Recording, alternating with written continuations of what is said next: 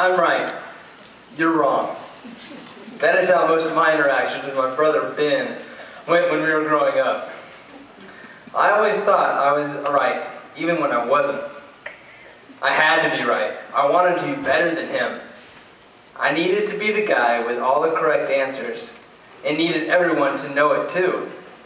Even in the classroom, I was a great student and loved being in a position to help others with their homework or even on their test. I needed to have it all together so I could help those who I was better than, the ones who did not have it all together. This view infiltrated its way into different aspects of my life, especially in the way I treated others who were different than me. However, tonight I am here to tell you that this has started to change. This past year has whittled down my obsession with being in the right and the fear of being in the wrong, and my need to be better than others. This healing process has manifested itself through my experience of compassion during these past 10 months. God has shown me that I do not need to prove that I am better than others to serve them. Last August, I moved into a house with 7 strangers, all of us with different backgrounds, views, faiths, and opinions. I could have come into the house thinking my way is the highway, and I have all the right answers, and I'm not going to budge. Thankfully, it was different. Instead, God humbled me and opened my ears to listen. He opened me to the other spiritual practices, other experiences that I would not have been able to partake in if I was closed off and afraid of something different. By being open, I have experienced my roommates' stories and what they have to offer to me. By setting aside my agenda, I allow others to speak into my life and give them a chance to offer something to me. As we said in servant leadership, I stepped back this year in instances that I normally step up and take over. When I have stepped back and been open, I have learned from others, and our relationship has deepened as well. I have also had experiences with compassion in my placement at the Seymour Center, which is the wonderful senior center here in Chapel Hill, just across the street. I have learned a lot from my time at the Seymour Center, but tonight I want to tell you about a special relationship that the Lord has given me. And that is my friendship with my co-worker and partner, Philip Gill. To give you a little background, my friend and I are a little different. He's 59 years old, I'm 24. He's African American, I'm white, and we both have different pasts.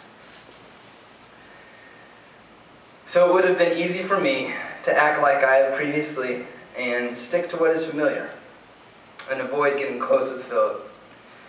But it would have been easy for me to act like I was better and had something to offer. But God had something different in mind. Our friendship started to take shape when we would ride the bus home after work, right down Homestead. Then Philip started working at the center, and we became co-workers. There are so many times at work when Philip would have my back, whether it be picking up after me, when I make a mess in the theater with a popcorn machine, or making sure those doors to the center are locked when we leave for the bus. Sid, you know what I'm talking about. He looks out for me, and I can always count on him for support. As the year continued, I was able to see what a man of God Philip is, and that I was not the one who was better or was doing the right things. There's not a day that goes by that Philip does not give thanks to God for what he has been blessed with, no matter if it is a little or a lot. He also displays great self-control under stress. Those who work at the center with Philip can attest to his selfless spirit. If you ask him for help, he cannot say no.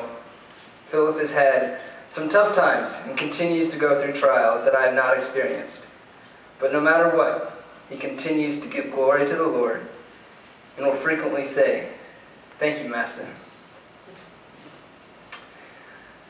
I could go on and on with more stories about compassion that I have experienced this year. but I wanted to share just a few of these memories to illustrate to you what God has revealed to me. By taking the time to get to know and listening to Philip, my roommates, and many others this year, I am blessed with gaining friends, partners, role models, and brothers and sisters in Christ. If I had acted like I had all the answers and did not humble myself or take time to listen, I would have missed out on these blessings and poorly exhibited Christ in the process. No matter how different some people are from us, God reveals himself in each of us, and we all share some common bond. So my challenge to you tonight is to take the time to listen and be willing to be humble and open with others different than you. Thank you.